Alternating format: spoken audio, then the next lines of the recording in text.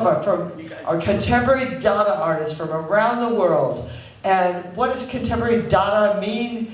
Well, the Dada movement started in the early 20th century as a response to World War I. After century of creating beautiful, beautiful art, there's still slaughter.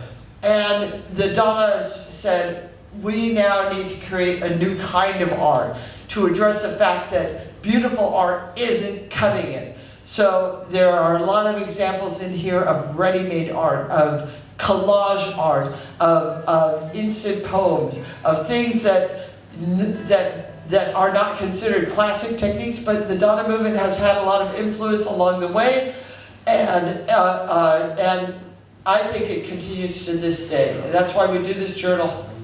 We are all alike.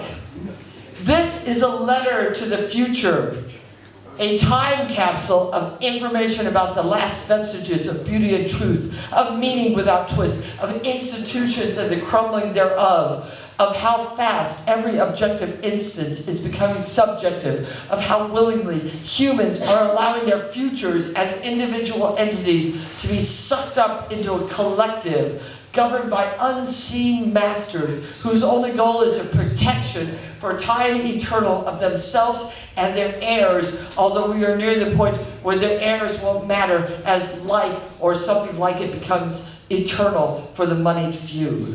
And now, welcome to the stage. We're going to have Marina Kazakova and Slow Bear are going to get us started here with some good energies. So come on up. You're in, you're up. Is this good for you right here?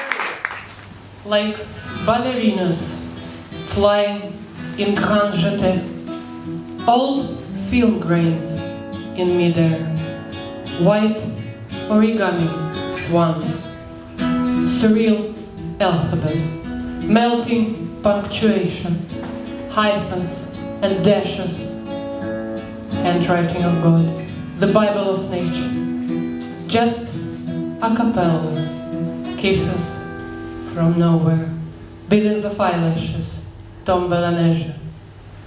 The debut of snowflakes, each year, grabs the attention of those above the equator, just for one night, to become all alike.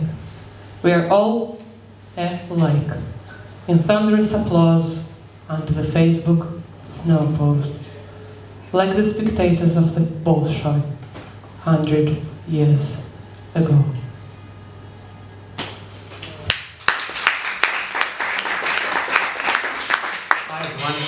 We are all alike. Why do we start writing poems? We start writing poems because we want to give them to someone we like, usually. So I guess that's what this poem's about. With words and paper and pen, I make love to you. With words and mouth and tongue, I make love to you. Trum, trum, trum, says, says. These people are bad hombres, Trump says.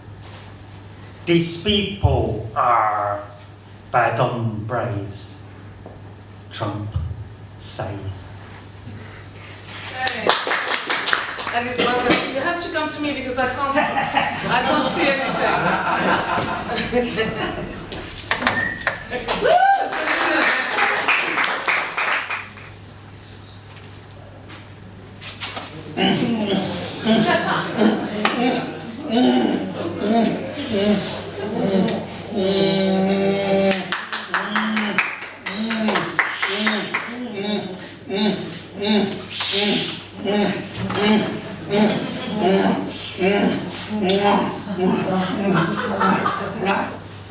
Wear life jackets. Do not overload the boat. Climb in and out with care.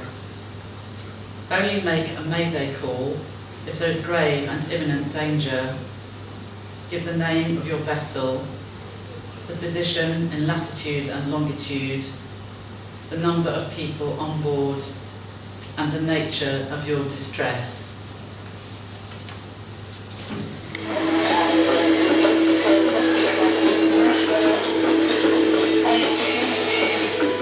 Bliss, bliss, bliss. Tiddly-yum, boom, boom. Tiddly-yum, boom, boom. Tiddly-yum, boom, boom. Neat, neat, neat, neat, neat, neat, neat, neat.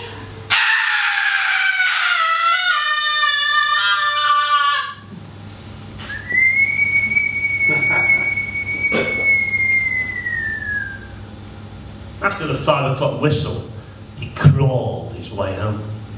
From the fabrication plant, under the car park barriers, and under the radar of normal life. He hadn't lost his stride. He just had to answer a calling to keep his head down and connect with the surface on which he breathed. To become parallel with his earth.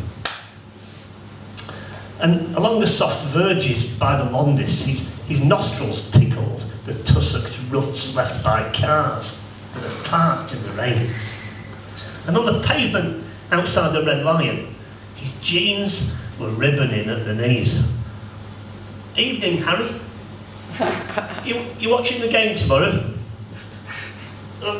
Yeah, I'll be there, he replied, as he crabbed on. And by now, he was flat on his belly and passing the old school gates, happily slugging along in the gutter, stopping at the street buttons that covered the drains to listen to the work of miners that were bottled in their seams, to the burrowing of subterranean creatures and the shuddering of tectonic plates as they rubbed shoulders in the deep.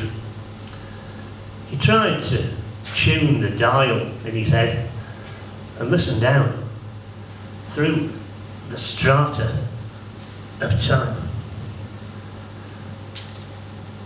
And when he reached home, he pressed his face on the stone step.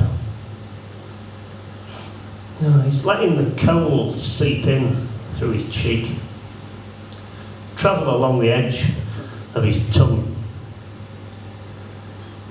and tighten in his throat. And it's weird, you know. But from that day on, those who listened to him speak, well, they said that there was more than just gravel in his voice. Thank you. Beloved Roberta, how gentle to my soul. From near and from afar, I had to let you go. Thus much I know. But my heart is grieving, and little did I know I had such feeling. I'm aging fast, the minutes pass, faster than the wind, yet time stands still. So still, I hear my thoughts who drown in fear. Where on from here? Same streets, same room, same wine and beer. And whilst the seasons change, it's always winter in my chest. The things I did, so small, so big, so small or big. The life I dreamt, all in my head. I never had the will to sleep, and when I was awake and others slept, I wept. No time for nightmares, no thirst for joy. A life full of compulsions. It had to be so. See, I don't belong, nor to myself, nor to a wife. If God made us with equal zeal, then I, like you, must learn to be. I miss your visits. I miss your stays. Next to my pillow, no lipstick stains. I scream in vain to soothe the pain. I'm lost, Roberta. I see no out. And all my attempts for poetic declarations fail the way I fail me too. For it is me I write about, the one who has no blossoms to his roots, and no branches for you to build your nest. Selfish and tall I stand before you, stooped. That is only my ego that is visible now. Forgive my poor existence. Have mercy and take pity on this wretched soul. I have no strength, I have no will, and all my memories are fainting too. Anon, beloved. Godspeed to better shores. Take care in all your travels and land on your intended home. Selfless this once, Nicola.